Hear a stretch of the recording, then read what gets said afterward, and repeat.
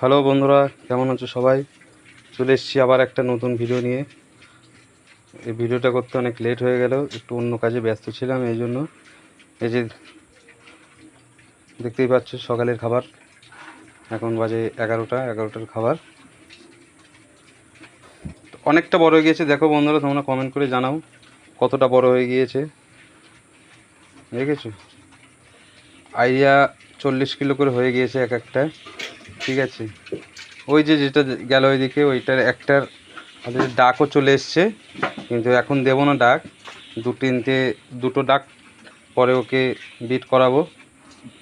ঠিক আছে, তো অনেকটা বড় হয়ে গিয়েছে দেখতে পাচ্ছি। এখন রুম, এই যে এই ঘরটা পরিষ্কার হয়ে গিয়েছে, এই ঘরে শিফট করব এখন। ছেলে যেটা আছে, ছেলেটাকে এই ঘরে শিফট করে দেবো। ঠিক আছে, এই যে খুব সুন্দর খাওয়া দাওয়া করছে,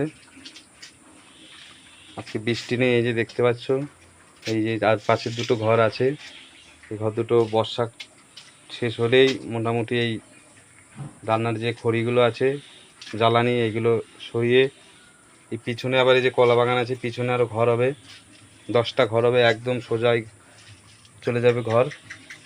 ঠিক আছে, এই গর্ত সামনে অ্যাকচুয়ালি তোমরা কেউ এই গর্ত সামনে করবে না, আমার একটু ঘর করার সময় ভুল হয়ে গেছিলো প্ল্যানিংয়ে। ঘর করলে এই যে সামনে বাড়িঘর, তো ওই যে দেখছো আমার বাড়ি ওইদিকে।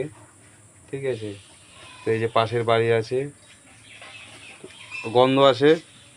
ঠিক আছে, একটু অসুবিধা। এই গর্ত সবসময় পিছনে করতে হবে, দূরে, সামনে করাই যাবে না।